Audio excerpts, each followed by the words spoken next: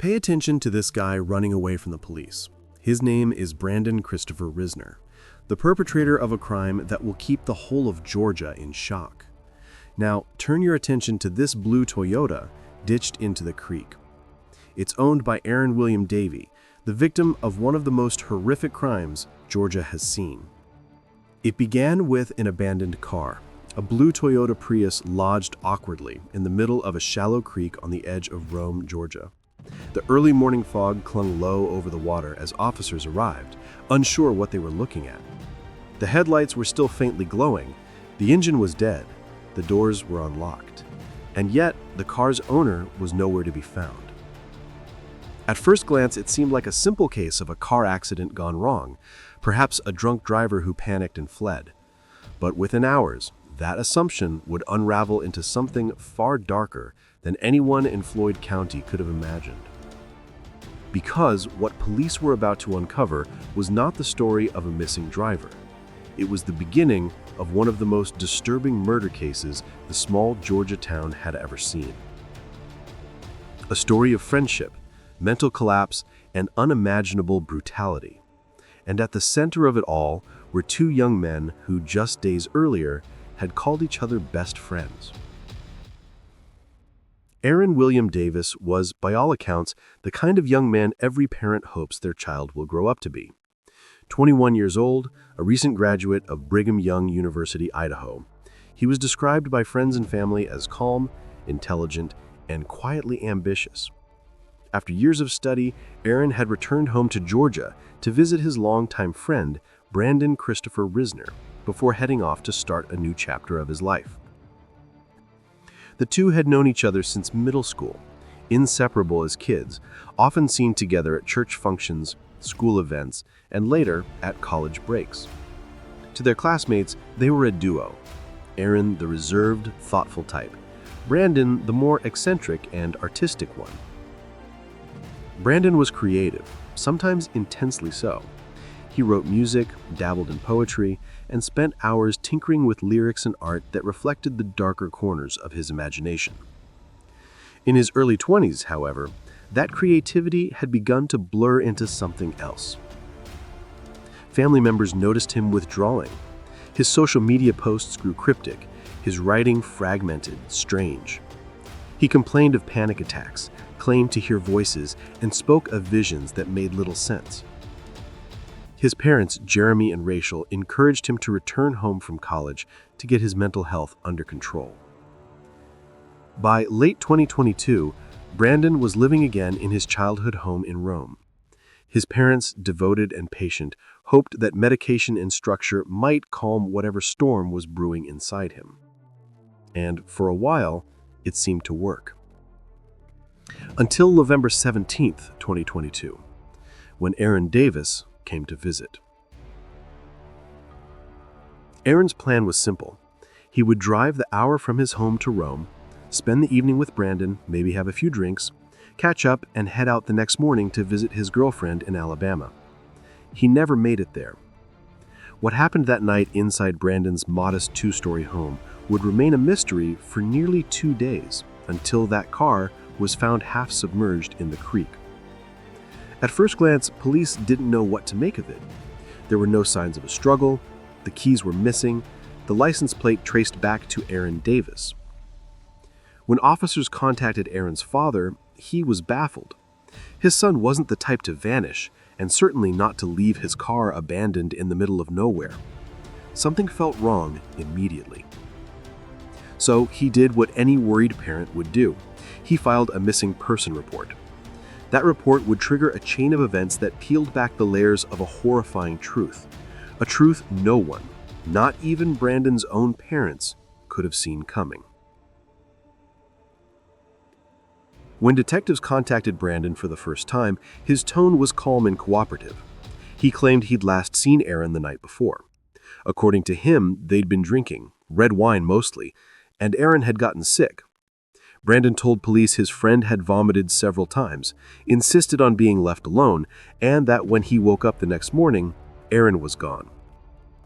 He even said he was out looking for him when police called. It all sounded reasonable, even believable, at least at first. But there was something off about the way Brandon spoke. Officers described his tone as strangely detached, rehearsed, like he was trying to remember the order of a story he'd already told himself too many times. The following day, police decided to visit Brandon's home in person, and that's when everything began to shift. The Risner family home was quiet and unremarkable, a beige suburban house with trimmed hedges and a porch swing.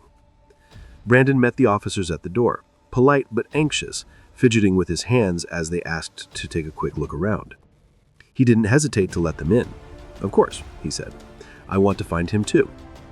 As they walked through the living room and up the stairs, the smell hit them first. Not rot, not yet, but a sharp chemical tang that stung the nose and clung to the air. It was the smell of bleach. Then, in Aaron's room, or what Brandon said was the room where Aaron had thrown up, the floor told a different story. Dark stains had soaked into the carpet, spreading outward like black blossoms under a cheap bottle of carpet cleaner. The pattern wasn't random. It was thick, congealed in patches and smeared along the side of the bed. One of the officers knelt closer. "That's not vomit," he said quietly. The search of the home turned up more questions than answers. Bottles of bleach and ammonia lined the laundry room. Rags were soaking in the sink. And yet, there was no sign of Aaron. When officers began asking Brandon to explain, his composure cracked.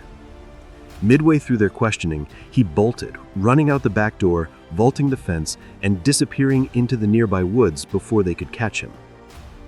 For the next several hours, Brandon Christopher Risner was on the run. For 2 days, Brandon Risner was nowhere to be found. Police dogs were brought in to search the woods surrounding the Risner home. Helicopters circled overhead, scanning the tree line and nearby fields. Officers went door to door, asking neighbors if they'd seen a tall young man, barefoot, possibly disoriented, wearing dark clothes. But even as the search continued, detectives were beginning to piece together the horrifying reality of what had likely happened inside that house. Inside Brandon's bedroom, investigators found several journals, hundreds of pages filled with erratic handwriting, violent imagery, and passages that blurred the line between poetry and confession. Some entries rambled about divine punishment, dark energy, and purifying the body through sacrifice. Others mentioned a friend who doesn't understand the truth, and, chillingly, one entry from just days before Aaron's visit read, "He doesn't see what I see. He thinks I'm sick, but I'm the one who knows. When the time comes, he'll thank me for setting him free." To detectives, it sounded less like art and more like a prelude. Still, without a body, they couldn't be sure. Then, on the evening of November 19, 2022, a call came in from a property owner just outside Rome. A neighbor reported a foul odor coming from a wooded area near the property line. "Something dead," he said. Deputies responded, pushing through brush and pine until they reached a patch of disturbed soil. The ground was uneven, loosely covered with leaves and twigs. When officers began to dig, they unearthed what they feared most: human remains. The body was wrapped in a tarp. It was clear this had not been a natural death. Detectives called the coroner and began processing the scene. The remains were quickly identified through dental records as belonging to Aaron Davis. His injuries were brutal. He had been beaten and stabbed multiple times. There were defensive wounds on his hands, indicating he had fought back. The medical examiner later confirmed that Aaron's cause of death was multiple sharp force injuries to the torso and neck. The site was only 2 miles from Brandon's home. With confirmation that Aaron Davis had been murdered, the search for Brandon Risner escalated from a welfare check to a homicide manhunt. The Georgia Bureau of Investigation joined the case, deploying tactical units and drones. Posters went up across Floyd County. Brandon's face, clean-cut and smiling in his driver's license photo, now framed with the word "Wanted." Investigators quickly realized that this was not a typical case of malice or revenge. It was something else entirely, a killing rooted in paranoia and psychosis. Still, the brutality couldn't be ignored. Brandon admitted to stabbing Aaron, cleaning the scene with bleach, and dragging the body into his car before driving to the wooded area where he buried him. He then ditched the vehicle in the creek, hoping it would appear as an accident. Over the following weeks, the Floyd County Police Department pieced together a devastating timeline. On the evening of November 17th, Aaron Davis arrived at Brandon's home around 8:30 p.m. The two spent the night drinking and talking. Text messages from Aaron's phone to his girlfriend stopped abruptly around 10 p.m., mid-conversation. Neighbors later recalled hearing shouting around that same time, followed by a loud thump. The next morning, Brandon sent a message from Aaron's phone to his girlfriend, saying he'd decided to take a drive and would be out of service for a bit. Investigators believe Brandon sent that text in an attempt to delay suspicion while he disposed of the body. By the time Aaron's family reported him missing that evening, Brandon had already cleaned much of the blood from the house, hidden the knife, and fled. Forensic testing later revealed that blood matching Aaron's DNA was found in multiple rooms of the house, including under the carpet where Brandon had tried to bleach the stains. The murder weapon, a kitchen knife, was eventually recovered from a wooded area near the burial site. Perhaps most haunting of all was a final journal entry discovered in Brandon's room dated the morning after the murder. "I did what had to be done. The world doesn't understand what I've seen, but one day they will. Aaron is free now. I am free now." The town of Rome was stunned. Brandon Risner wasn't some hardened criminal. He was a local kid, the son of respected community members, a boy many had watched grow up. The idea that he could commit such an atrocity left friends, teachers, and neighbors grappling for answers. At a candlelight vigil held for Aaron Davis, hundreds gathered outside his family's church. His father spoke through tears. Aaron believed in people. He believed in helping others even when they were hurting. And that's what he was trying to do that night, help a friend who'd lost his way.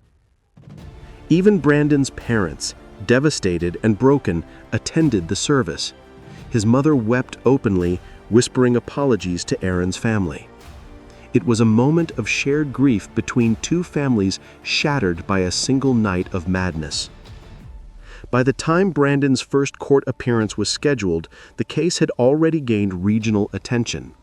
News outlets across Georgia ran headlines about the Rome murder, a tragic story of friendship turned fatal. Mental health advocates used it as a cautionary tale about untreated psychosis in young adults, while others called for deeper conversations about recognizing early warning signs. But beneath all the media noise, one thing was clear. A young man was dead, and another's life was effectively over. The courtroom in Floyd County was silent as Brandon Christopher Risner entered, his wrists cuffed, his expression blank. It had been months since the murder of Aaron Davis, but the wound it left in the small community of Rome, Georgia, was still fresh, raw, and unhealed. Reporters filled the benches.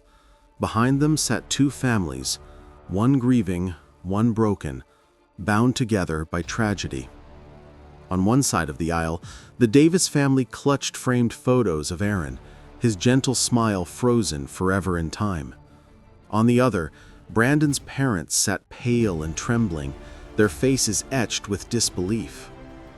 When the charges were read aloud, malice murder, felony murder, aggravated assault, and concealing the death of another, Brandon said nothing. He simply stared straight ahead, his hands shaking slightly as the words echoed through the room. Early in the proceedings, Brandon's defense team filed notice that they intended to pursue a mental health defense. They argued that Brandon had suffered from severe psychosis at the time of the crime, a condition that had been worsening for years but had gone untreated. They presented medical records showing that he had previously been evaluated for paranoid schizophrenia and had a history of hallucinations and delusional thinking. The prosecution didn't dispute his mental health struggles, but they argued that Brandon knew exactly what he was doing. They pointed to the bleach cleanup, the burial, and the staged text message from Aaron's phone as proof that Brandon had understood the consequences of his actions. One prosecutor put it bluntly during pretrial arguments: mental illness can explain behavior, but it cannot excuse murder. The trial was delayed several times as psychiatric evaluations were ordered.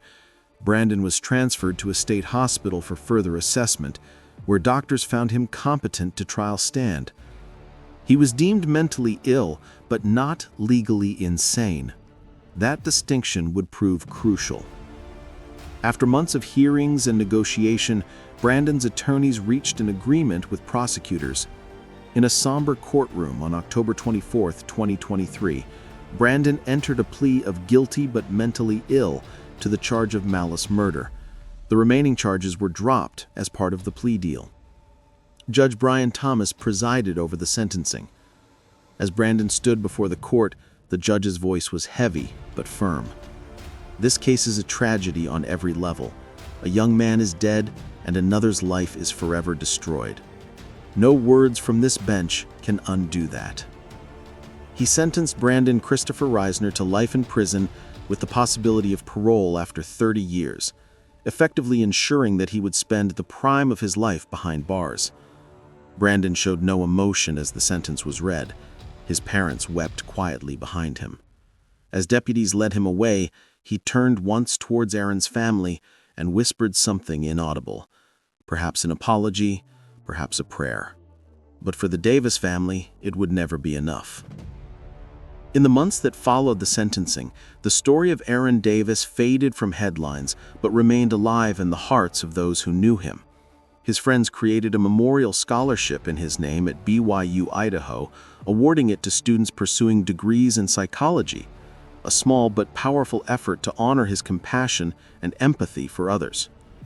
For Brandon's parents, life became a long cycle of reflection and grief. They visited their son in prison regularly, bringing him books and letters, hoping that treatment would restore the version of him they once knew. But the weight of what had happened, of what their son had done, never lifted. In interviews, they spoke less about defending him and more about raising awareness of the warning signs they missed. We thought he was just going through a phase. We thought it was anxiety, depression, something time would fix. But it was more than that. If we had understood sooner, maybe Aaron would still be alive. The community, too, was changed. Rome was no stranger to crime, but this case struck a different chord. It was intimate, a tragedy born not of hate or greed, but of something that defied easy explanation. Churches held vigils, counselors hosted forums on mental health, and schools began offering resources for early intervention in young adults showing signs of psychosis or paranoia. For many, Aaron's death became a symbol of a conversation long overdue, about the quiet battles that can turn catastrophic when left in the dark. Aaron's family described him as the anchor of their home, calm, loyal, and deeply spiritual. He had been studying psychology because he wanted to help others the way he had helped Brandon. That irony was not lost on anyone. At his funeral, his father's eulogy captured both the heartbreak and the grace that would come to define the family's response to tragedy. Aaron loved Brandon. He didn't see his illness, he saw his friend. He thought he could help. That was his gift, and it's what took us from us. But we will not let that love be forgotten. Even in death, Aaron continued to inspire. His family's decision to speak publicly about mental illness, forgiveness, and compassion gave the case a new dimension. transforming what could have been remembered solely as a gruesome crime into a powerful lesson in empathy. Inside the Georgia State Prison, Brandon underwent continued psychiatric evaluation. Doctors described his condition as chronic paranoid schizophrenia, marked by delusions of persecution and religious hallucinations. In private therapy sessions, he expressed remorse, though often in fragmented, confusing ways. "I killed him because I thought he wasn't him, but sometimes I see his face in my dreams, and I know now it was me who wasn't me." Even now, his understanding of what happened remains incomplete, trapped somewhere between guilt, faith, and delusion. He spends most of his time in the prison's mental health unit, where he paints, writes, and occasionally teaches art to other inmates. His parents continue to hope that one day he'll find peace, though they know he will never be free again in any real sense of the word. In the years since Aaron Davis's death, the story has lingered, whispered about in local newsrooms, revisited in crime podcasts, discussed in online forums. It's the kind of story that leaves more questions than answers. Could this have been prevented? Were there signs that everyone missed? And perhaps most haunting of all, how do you forgive someone who killed your friend, but wasn't fully in control of his own mind? For mental health professionals, the case became an example of what happens when early intervention fails, when families, out of love or fear, underestimate the severity of psychotic breaks. For others, it was a sobering reminder of the fragility of trust and how quickly something sacred can turn to tragedy. In the end, the story of Aaron Davis and Brandon Risner isn't just about murder. It's about two young men who once shared laughter, dreams, and faith, and how the human mind, when left unhealed, can twist even love into something unrecognizable. It's a story of missed warnings, shattered families, and a town forced to confront what mental illness can truly cost. But it's also a story of grace, of parents who chose compassion over vengeance, and a community that refused to let darkness define their memory of the fallen. As one candle still burns outside the Davis home, a note taped beside it reads, "We forgive you, Brandon." For Aaron would have too. And maybe that's the truest ending this story could ever have. Not in the violence that ended a life, but in the love that refused to die with it.